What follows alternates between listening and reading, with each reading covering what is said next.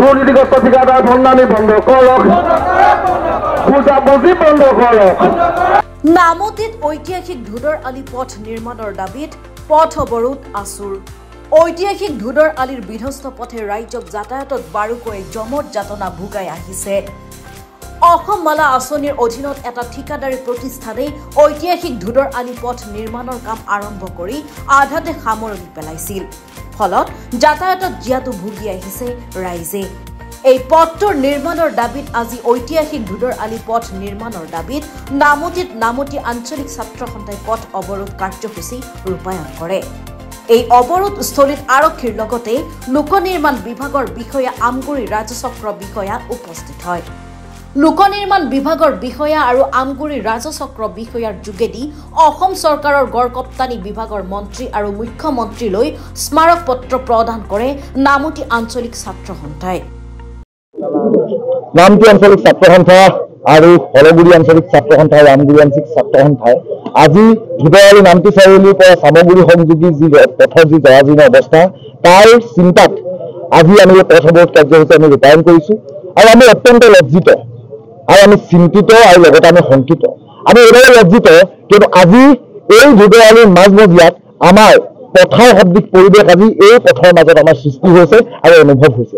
আৰু দ্বিতীয়তে আমি অত্যন্ত চিন্তিত, এইভাৱে চিন্তিত কিয়নো ইয়াত মন্ত্ৰী আৰু বিধায়কৰ আগমনেহে বিভাগীয় কৰ্তৃপক্ষ আৰু অসম চৰকাৰক এই ধুদৰ আলিটোৰ উন্নয়নৰ কথা মনত পেলায়। আৰু তৃতীয়তে আমি শংকিত, আমি এইভাৱে শংকিত কিয়নো বিভাগীয় কৰ্তৃপক্ষ অসম চৰকাৰক বিশেষ বিষয়ববীয়া আৰু লগতে দুৰ্নীতিগ্ৰস্ত ঠিকাদাৰৰ মাজত যি বুজাবুজি, এই বুজাবুজিয়ে ধুদৰ আলিৰ যিটো অৱস্থা এটা ক্ষতিকাৰলৈ পৰিৱৰ্তন কৰিছে।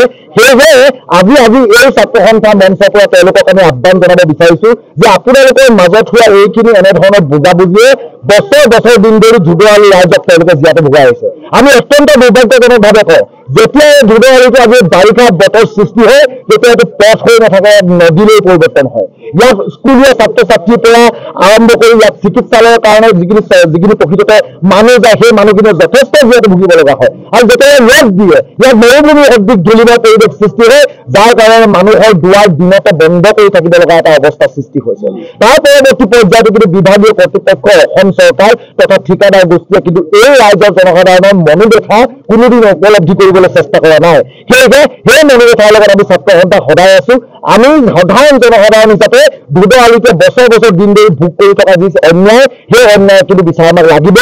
আৰু আপোনালোকক জনাওঁ যে ইতিমধ্যে আমি বিশেষ সূত্ৰত কমকৈ আমি ধৰিব পাৰিছোঁ যে ইয়ালৈ ইতিমধ্যে ৰিপেয়াৰিঙৰ কাৰণে পুনৰ নিৰ্মাণৰ কাৰণে 80 লাখ টকা ধাৰ্য হৈছে। কিন্তু আমাৰ প্ৰশ্ন আছে, সেই 80 লাখ টকা প্ৰকৃততে ধন ক'ত সৰকি হ'ল আৰু সেই 80 লাখ টকা ধনৰ আমি এই পৰ্যায়ত কিন্তু কি হ'ল এই সম্পৰ্কত আমি তেওঁলোকৰ পৰা আমি আচলতে তথ্য বিচাৰিম আৰু আমি জানিব বিচাৰিম যে তেওঁলোকৰ ফালৰ পৰা ধুদৰ আলিটো নিৰ্মাণৰ কাৰণে কেনেধৰণৰ কিছুমান পদক্ষেপ লৈছে। ধন্যবাদ। নাজিৰাৰ পৰা হাফিজ আলীৰ ৰিপৰ্ট, ডিজিটেল আছাম লাইভ।